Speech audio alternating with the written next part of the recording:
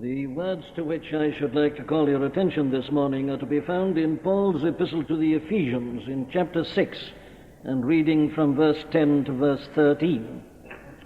Finally, my brethren, be strong in the Lord and in the power of his might. Put on the whole armor of God, that ye may be able to stand against the wiles of the devil.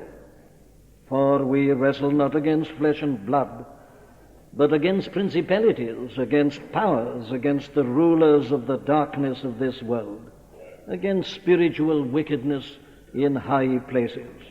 Wherefore, take unto you the whole armor of God, that ye may be able to withstand in the evil day, and having done all, to stand. These words, I say, are to be found in Paul's epistle to the Ephesians in chapter 6, verses 10 to 13. Nothing is made so plain and clear in the teaching of the New Testament as the fact that the Christian is a new man. He is not merely a good man, he is not merely a better man than others. He is essentially a new man. What makes us Christian is that we undergo a rebirth, that we become partakers of the divine nature, that the life of God enters into our souls, that the Holy Spirit dwells within us. The New Testament is forever emphasizing that. As the Apostle Paul puts it in writing his second letter to the Corinthians, if any man be in Christ, he is a new creature, a new creation. And the result of that is that all things are passed away. Behold, he says, all things are become new. And that is, as I say, the great characteristic of the Christian. Everything is new to him. And that is so because he's got a new mind. He sees things in an entirely new way and manner. He's got a new outlook, new orientation. His whole standpoint and attitude towards everything is influenced by this profound change that has taken place within him. So that, therefore, anything that happens to the Christian immediately becomes a test of him as a Christian. Because of this new mind and outlook, his reaction to everything is of necessity different from the reaction of other people. I say all that for this reason. The Christian views a day like this Remembrance Day, as we have come to call it, in an entirely different way and manner from all who are not Christians. We are in the same world as everybody else, subject to the same events, same accidents. We are citizens of this earthly kingdom as everybody else, and yet I say because we are Christians, nothing is the same to us as it is to everybody else. We have our own peculiar, particular view of this day of remembrance, as we have our own particular view of everything else. Very well then, a day like this, I say, comes as a test to those of us who claim to be Christian. What does it mean to us? How do we view it? How should we observe it? What is its message to us? What is its meaning? What does it really represent? Now, there are many possible ways of reacting to a day like this. There are many different ways in which it can be observed. There are many different ways in which a service in a Christian church can be conducted on this day. It can be something purely formal, dictated by the circumstances, purely formal, without any real life or spiritual content. It can be purely national, regarded entirely from the national standpoint. In other words, it can be observed in the way that the world outside observes it, except that there is a kind of religious veneer or atmosphere added to it, but essentially something national. It can be an occasion for pride and self-congratulation. It can be nothing but an occasion for mourning. It can be an occasion for thanksgiving. It can be, and probably will be very largely today, an occasion when people will consider the international situation and express themselves with regard to international politics as to what should be done and what shouldn't be done, and so on and so forth, working out the various ramifications of armaments and things of that description. Now, there are many ways in which then this day can be approached. But I want to suggest this morning that the truly Christian way of approaching it is the way that is indicated in these words that we are looking at together. Here is the spiritual approach. And it's not only the spiritual approach, it is at the same time, of course, the only radical, the only deep way of approaching it. That is, we claim for the New Testament teaching, for the Christian gospel, the outstanding characteristic of the biblical view of everything. It's a profound view. It's never content with just looking at things on the surface. It's not just observation. It doesn't give the obvious answers and explanations. It's never concerned merely about the cliches. The great characteristic of the biblical view of the whole of life and of the whole of human history is profundity. It goes down to the very depths.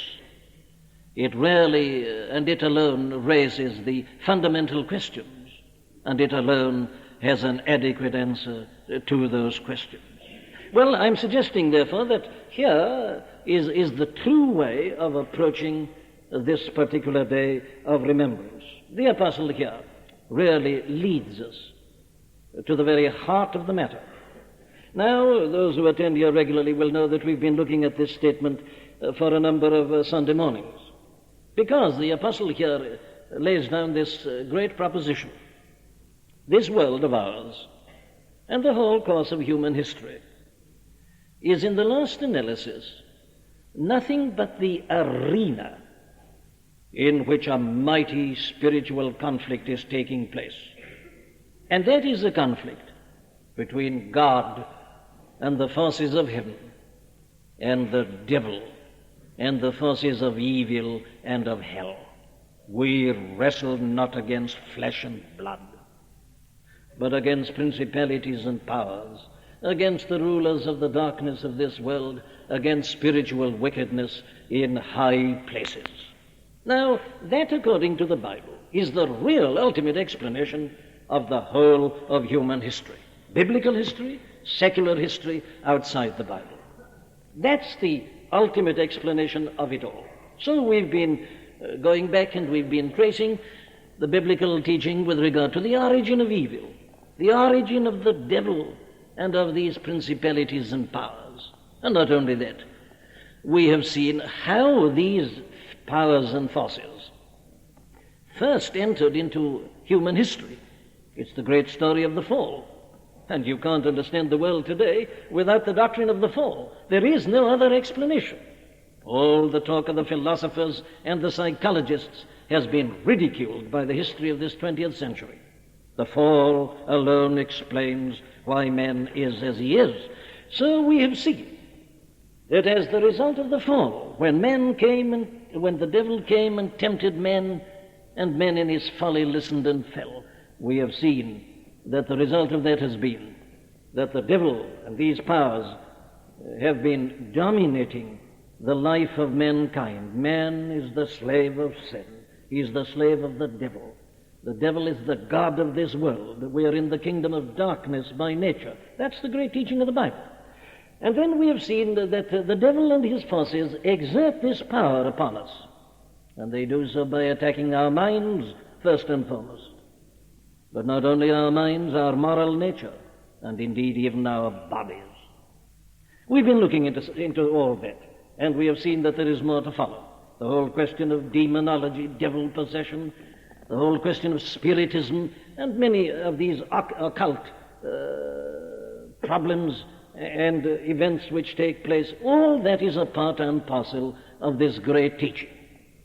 Now there we've been looking at it all as it applies primarily to the individual. But this morning, we are to look at it on a vaster scale, a larger field. For the devil does not confine his operations to attacking individuals. It is an essential part of the teaching of this book that he does so with the larger groupings of mankind, with states, with nations, with continents. He operates on this worldwide scale as well as upon the individual person. And now what we want to consider this morning is the teaching which we have at this point with regard to that. We shall return again, God willing, to the more individual aspect of this matter. But today, surely, it behoves us to look at it more in general, and in any case, we have to do so, to be true in our exposition of what we are told here. Very well, let me try and summarize the principles which are taught here and in the whole Bible with regard to a day like this, Day of Remembrance, a day in which we remember particularly 2 world wars that have taken place within this 1 century. And we are all aware of the state of the world at this moment. We see these horrible armaments being piled up. Are we on the brink of a 3rd World War? These are the thoughts that are in the minds of everybody. But now, let's see how the Bible approaches it all. The first thing that it deals with is the cause of wars. What's the cause of it all? Now, that's the first question. You see, the tragedy today is that people don't seek the causes. They're so bemused by particular symptoms and manifestations that they proceed at once to them and to apply their medicaments to them. They've never realized the cause. They'll be talking about armaments and things like that, but the Bible doesn't. The Bible is concerned about root causes, fundamental explanations. And what are they? What is the cause of it all? Well, here's the answer. We wrestle not against flesh and blood. The answer is not merely human. The causes of war are not to be found only in men. Of course, so many think they are. They say, if that Kaiser hadn't lost his head, there would never have been the First World War. Then that man Hitler, and so on, Stalin, Khrushchev, so on, they're interested in men.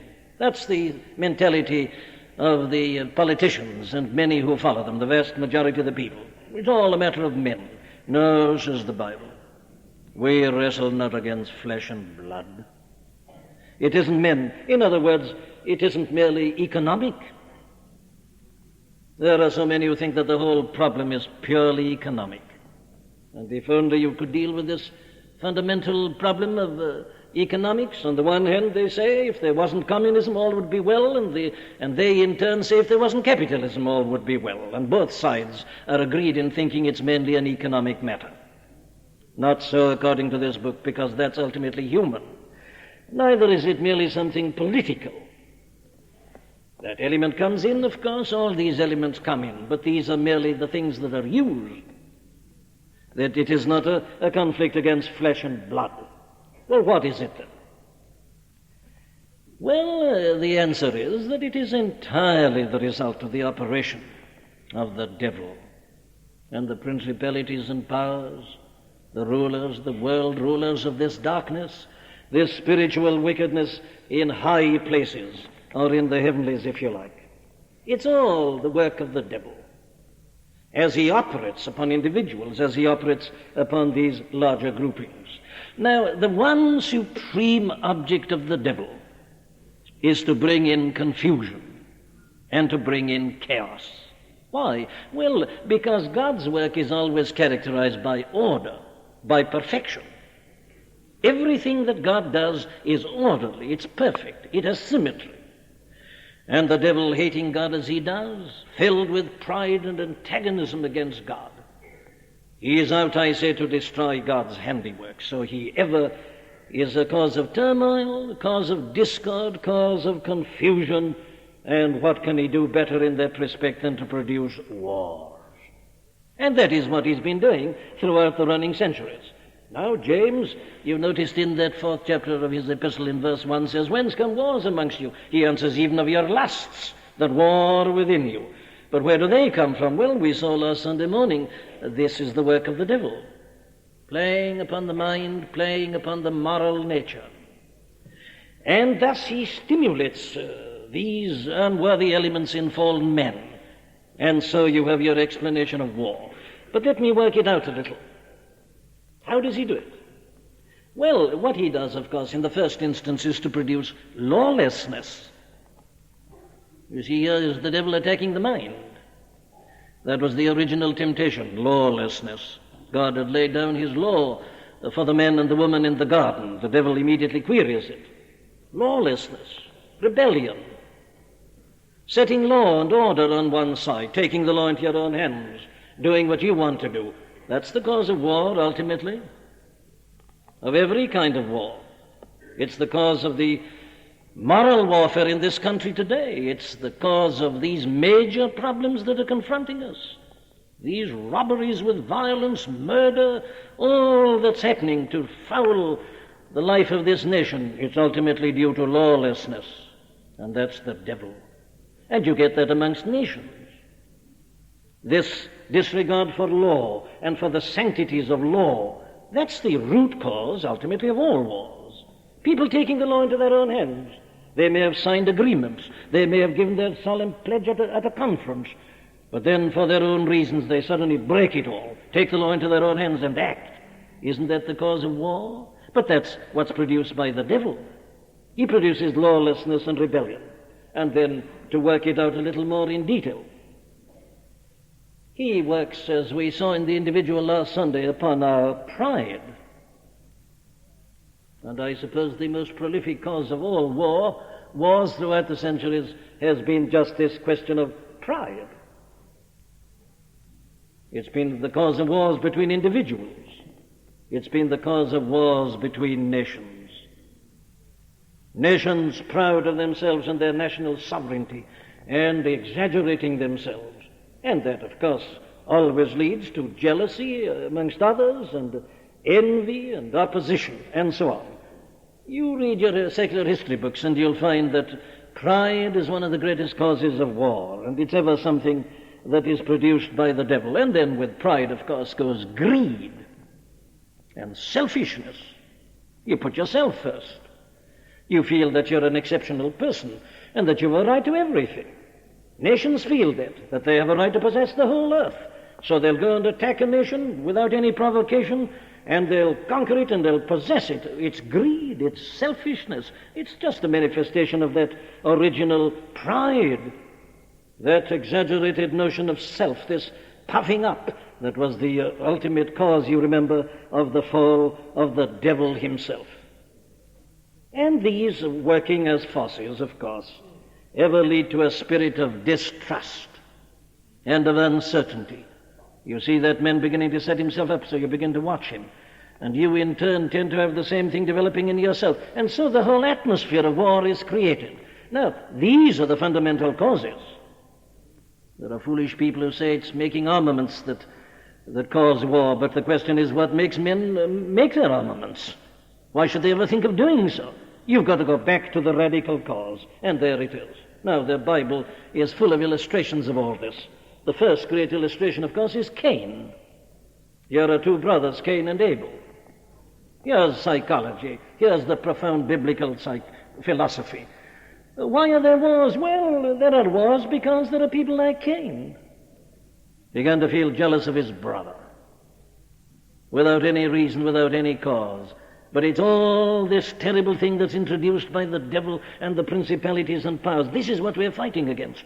He insinuates into the mind and we're not aware of it. We feel we're innocent. We never do any harm at all. It's always the other nation that does harm. But the other nation saying exactly the same about us. Cain, there it is in a nutshell. And all the various fights and quarrels. Look at that story of Naboth's vineyard. That king Ahab, who had so many great possessions, he wanted this other one. He had no right to it. It was this man Naboth's little possession. But this great king, he must have it. He wants it. So he, instigated by his wife Jezebel, proceeds to take it in an unlawful manner. That's the cause of war. That's what's happening on the scale of nations. You apply that and you'll see that you've got the explanation of most of the great wars of history. Now, let's work this out on a larger scale. This doesn't merely happen in individuals and not merely in groups and in nations. It happens on even a wider scale. Look at the people before the flood as you find them described in the 6th chapter of the book of Genesis. the lawlessness, the vice, the evil, and that always leads to quarreling. Man setting himself up in pride, turning away from God. Look at the Tower of Babel. That's another illustration of exactly the same thing. This is the pride of unregenerate fallen men, always setting himself up. Look at the wars that Israel had to fight against the other nations. It's all a part of the same thing. Look what you read in the Old Testament about great dynasties like Assyria and Babylon and Medo-Persia and Rome rising up. What's the cause of all this? Well, it's nothing but this inflated pride. These great empires which try to spread themselves over the whole world, they come up one after another. It's all described here, and they've been the cause of the wars and the turmoils and the wretchedness and the unhappiness of the human race. But I want to go even a step further. So far we've been looking at the what I would call the general operation of the devil and his forces. The way in which, as it were, he keeps himself in the background, but nevertheless insinuates these ideas into the individual and into the nations. But we must take it further, because quite clearly there's another element which we must call the demonic element. And as you look back at the biblical history and at the secular history, you cannot but see this demonic element arising. Now I mean this, that it isn't merely the selfishness and the evil and the pride and all the rest of it. There's sometimes an additional factor. Now, let me give you an illustration or two. Take that one which we had at the beginning in the 4th chapter of Daniel, Nebuchadnezzar. Here was a man, you see, into whom undoubtedly this demonic element came in. He was not only inflated with pride and a sense of his own greatness, he went beyond it. He wanted to be worshipped as a god. He set himself up as a god and he demanded people's worship. Now, it's just there the demonic element comes in. That isn't mere evil, as it were. There is something further. There is a kind of possession. The man becomes possessed, gets beyond himself, beside himself. Nebuchadnezzar. Oh, you've got the same thing in Antiochus Epiphanes, again described in the book of Daniel and known in the secular history between the book of Malachi and the Gospel of Matthew. That terrible period through which the Israelites, the children of God, had to go in the times of the Maccabees and so on. Here's another man who demanded worship, set himself up as a god. Now, this is something extra. This demonic element comes in. And, of course, you had the same thing in the Roman Empire. These men were not only great military conquerors, they began to set themselves up as gods. They introduced emperor worship. This was one of the great fights that the early Christians had to fight. They said that Jesus is Lord, but the Roman Empire said Caesar is Lord. And they demanded that these men should say Caesar is Lord, and they wouldn't say it. So they were thrown to the lions in the arena. Emperor worship, Caesar worship. Now that's demonic. It's the only word for it. It's a setting itself up for worship and for adoration. It's turning itself into a god. That's the thing the devil did. That is the demonic element. You get the same thing in Muhammad. There is no question about that. Mohammedanism has this same demonic element in it. It is a man setting himself up and inflating himself, and it led to so many of the so-called religious wars. And this demonic element is something that has persisted, and it has continued to show itself from time to time in the long history of the human race.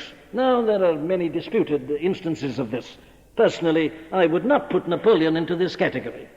I think Napoleon can be explained entirely in human terms and in terms of evil. I don't think the demonic element was there. He was just an outstanding military genius whose genius ran away with him. But when you come to a man like Hitler, there is no question about it.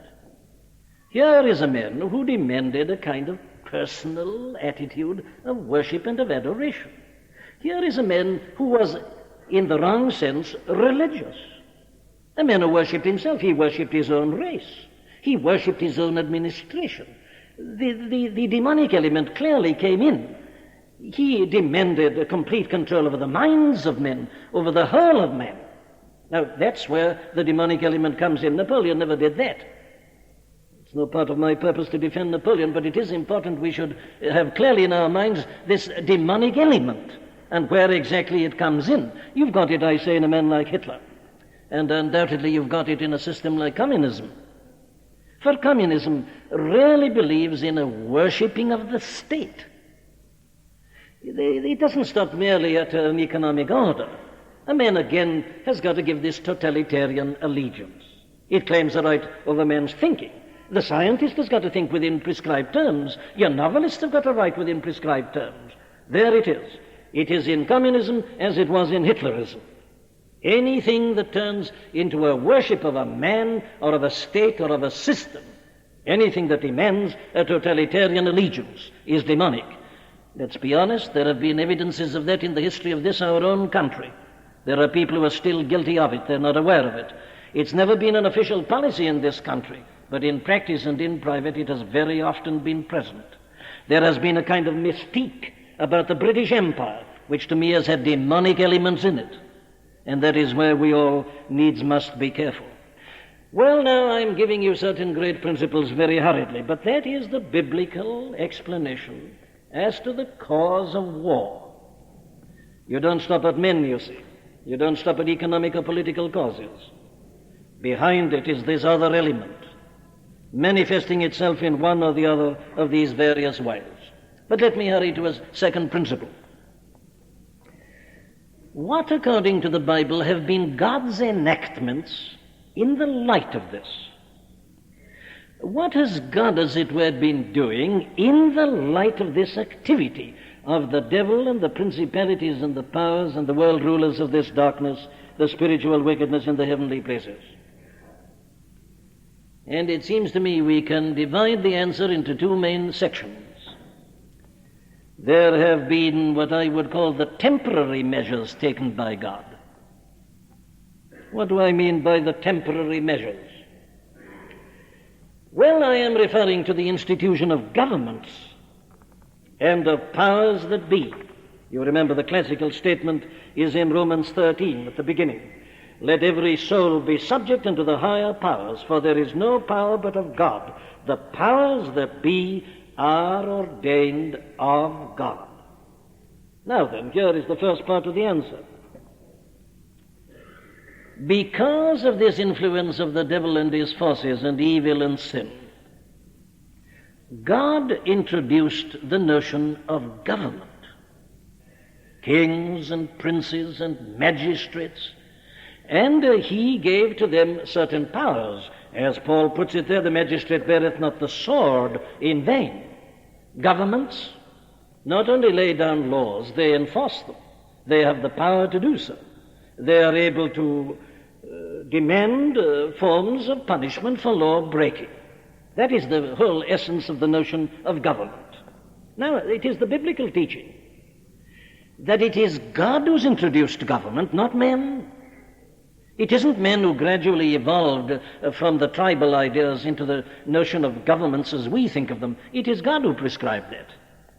The states and governments are of divine ordination. And what are they for? Well, here is the answer.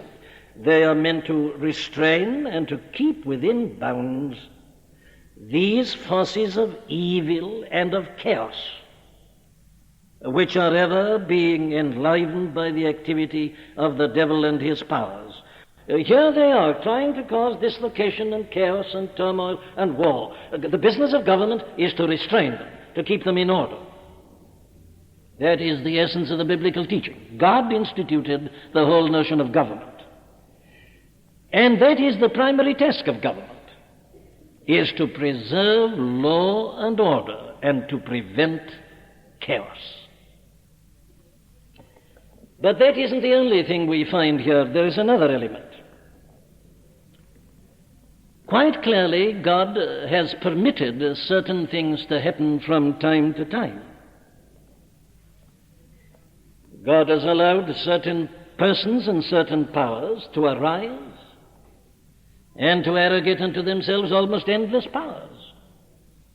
There have been many attempts in the history of the world on the part of individuals and nations and empires to dominate the whole world. They've tried to become world conquerors. They have said that they wanted to produce peace and order, but they said the way to do it is for us to conquer everything, and we'll keep everybody down, and then there'll be no war because we will be preserving peace. And God has permitted this. He permitted it, do you remember, before the flood? He permitted those foolish people to build their Tower of Babel into heaven. They thought they'd got all knowledge. They'd encompassed the whole of truth. They were going to build a tower right into heaven. He allowed them to build it up to a point. We've seen that he allowed Nebuchadnezzar to do what he did. You'll read again in the 5th chapter of Daniel that he allowed a man called Belshazzar, who was the grandson of Nebuchadnezzar, to do almost exactly the same thing. He allowed the Assyrians to build a mammoth empire that looked as if it was going to conquer the whole universe. He allowed Egypt to do it. He allowed Alexander the Great to do it. This Medo-Persian Greek dynasty. He allowed the Romans to do it in their great Roman Empire. And later he allowed Turkey to do it. Mohammedanism and the Turkish Empire looked as if they were going to conquer the whole world. Now, here is the interesting teaching. God, in his eternal and inscrutable wisdom, seems to allow these powers and these persons to do these things. They rise up and they spread themselves. They, as it were, try and attempt to stride the world as some sort of a colossus. And indeed, nothing seems to be able to stop them. And on they grow, and people tremble, and the whole world is quaking. And you feel here at last is a man who's a semi-god. But invariably, without a single exception, just when the man has arrived at the very zenith of his power, God suddenly rises against him in judgment and pronounces his judgment upon him and brings him down and destroys him and his power. Oh, that's a great story in Daniel 4. Look at this man who stands up as a giant, as a god almost, and demands the worship of the people. Yes, but look at him in a few months. There he is like an ox in a field eating grass. And look at his nails, they're like talons. And look at his skin, it's almost got the feathers of a bird upon it. What a fool, what a monstrosity. What's happened to him? Oh, it's God, who has just put him in his place, reminding him that there is only one God, and that nobody is to be worshipped but God. Now, this is to me the most interesting fact in human history in many ways. How God has never allowed any man or any nation or any power or any theory to dominate the whole, and my friends, he never will. Let every empire beware. An empire that begins to lose its head and imagines it's endless and almost divine is certain to come to destruction, as Nebuchadnezzar came. And look at Belshazzar. There he is in his feast, with his concubines and his drink. Typical modern potentate, isn't he? And what's he using for his drink? He is using the vessels taken out of the temple of God in Jerusalem. He is using these very holy cups to drink his drink and to have his revelry with these concubines and all his associates. But you remember what happened, don't you? In the very midst of the feast and the jollifications and the rejoicing about his greatness, the hand and the writing, mene, mene, tekel, upharsin, thou hast been weighed in the balances and found wanting. Thy kingdom is judged. You've come to the end, and down he goes. And so it is with all of them. Alexander the Great dies at an early age of an aneurysm. Rome, in all its greatness, when it felt that it was supreme, was conquered by the Goths and the Vandals and the barbarians. Turkey likewise was brought down. What of Egypt by now? And so it has been with every one of them. God permits these things for a while, but only for a while. He rises. Suddenly they're destroyed. Read the story of Assyria in your Old Testament. It's the great story everywhere. Well, now, there then is God's temporary measures. That's how he acts in a temporary fashion. But of course, God doesn't merely take temporary measures. He's got an ultimate measure. And that's the theme of the Bible. What is the ultimate measure? Well, it's this. He announced it in the Garden of Eden. When man fell, God came and said to the men, there's going to be a warfare between the seed of that serpent and your seed. There'll be a terrible fight, he said, a conflict between the seed of the serpent and the seed of the woman. But the seed of the woman shall bruise the serpent's head. This is not a temporary measure, this is the ultimate measure. God is introducing his new kingdom. It starts there in the Garden of Eden, and it runs on through the Old Testament. Christ came in the fullness of times. It's the bringing in of the kingdom. It'll go on until you come to the fulfillment of what you read in the book of Revelation. When the kingdoms of this world shall have become the kingdom of our God and of his Christ. When the devil and all his forces will be finally routed, and all belong to them, and cast into the lake of fire and of burning. That's the ultimate purpose. That's the great message of the Bible. You don't confuse between them. The temporary measures, the ultimate measure. These are only temporary things. God allows these to rise, brings them down, another arises, down they go. This is all temporary. Keep your eye on the ultimate. The kingdom of God, the kingdom of light, the kingdom of heaven, it's coming. It's being introduced. Its citizens are being gathered together. It'll go on until the final clash. And Christ, the Prince of Peace and the King of Righteousness, will reign supreme over all. Very well, let me come to a third principle, which is this. What is the Christian's duty then in the light of all this and in the midst of all this?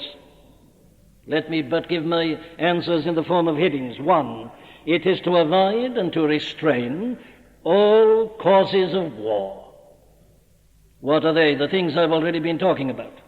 A Christian never says, my country, right or wrong. A Christian never says that. That is terrible sin. He doesn't say, my country, right or wrong. He is never a party to jingoism. Secondly, he is a man who should refuse to fight in an aggressive war. If his country sets out in an aggressive war, to steal another nation's property or country or whatever it is, the Christian should refuse to participate. He must never be guilty of this pride in himself or in his nation. He must never be guilty of this selfishness, this greed, this avarice, this evil spirit. He stands against it, and he must refuse to be any partaker in it. Well, what is he to do then? Well, he is to aid the state and the government which is appointed of God, to arrest and to subjugate as far as is possible the forces of evil, by which I mean this, that he isn't a man who contracts out of it saying, I'm a Christian, I don't take part in this, I start a campaign of civil disobedience, I don't take part in war. He doesn't say that. He doesn't take part, as I say, in an aggressive war. But I would argue that it is his duty as a citizen to take part in a war that is meant to restrain aggression and to punish evil and to keep it within bounds. The powers that be are ordained of God. Pacifism is heresy. It is not Christian teaching. The Christian does not contract out. It is a part of his business as a creature, a citizen of God's kingdom, to aid the powers that be, to restrain evil forces and to keep them within bounds, even to the extent of fighting in a war, but never in an aggressive war. Only, ever, always to restrain evil and to keep it within bounds. That, it seems to me, is the duty of the Christian in the light of all this. And that brings me to my last general heading and principle, which is this one. What is the future outlook, therefore? What have I got to say this morning? Well, it's obvious, isn't it, from what I've been saying, there is nothing which is so fatuous and so ridiculous as the false optimism which followed especially the First World War. The ridiculous blind men who described that as the war to end war. The people who then went mad thinking that the League of Nations was going to put an end to war. There is nothing that I know of that is more un-Christian than that. That is complete spiritual blindness. A man who can believe that has never understood the essence of the biblical teaching concerning the fall.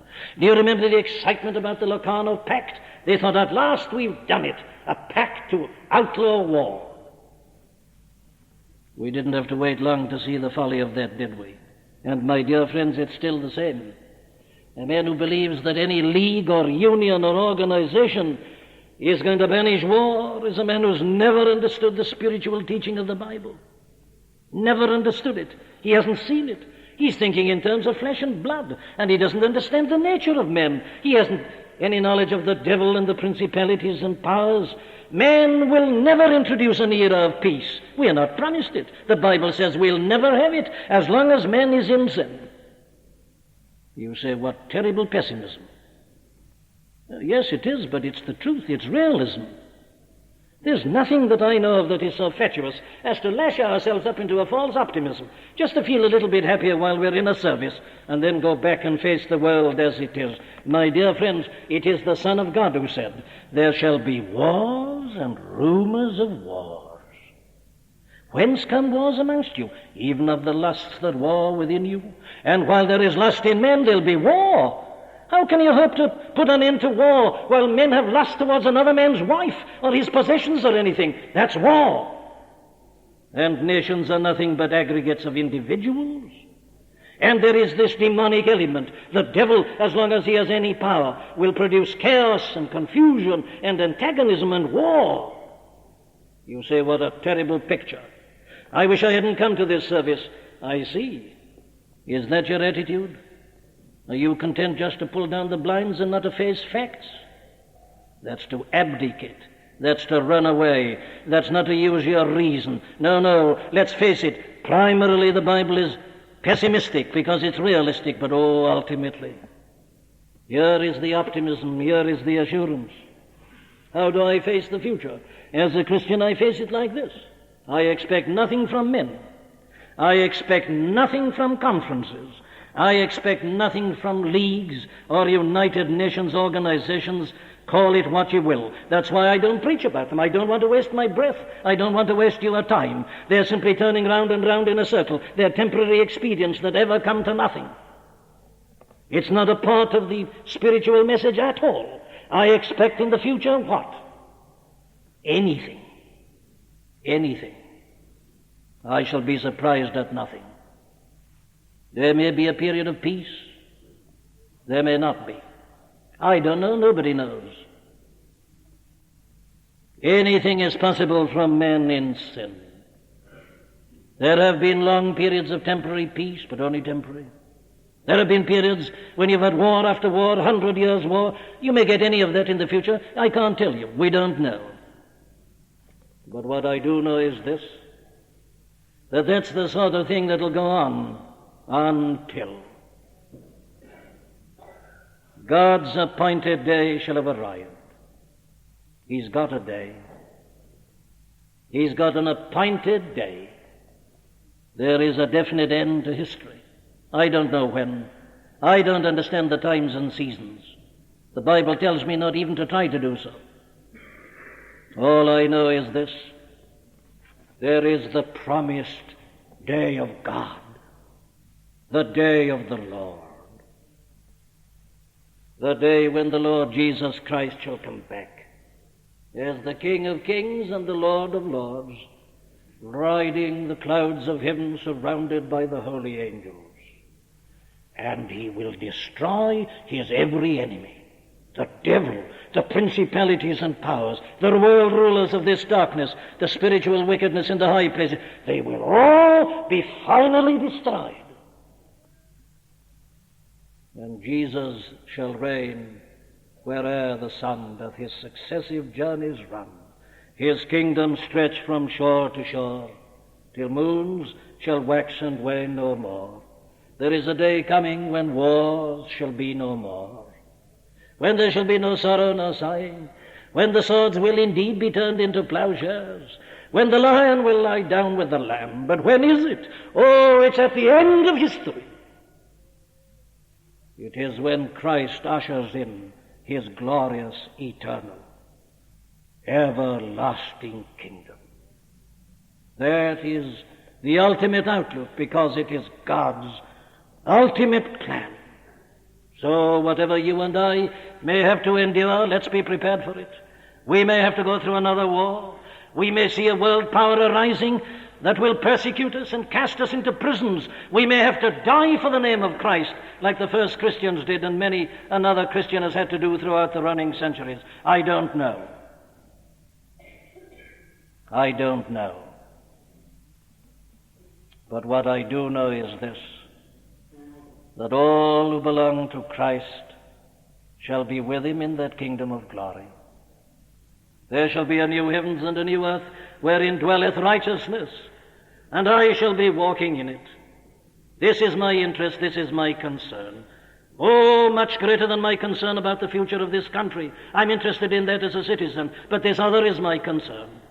Whatever may happen to this country, or to any country, I am a citizen of heaven. My citizenship is there.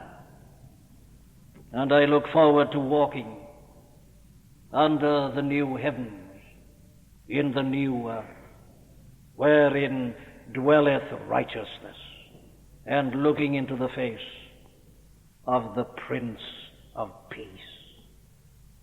Amen.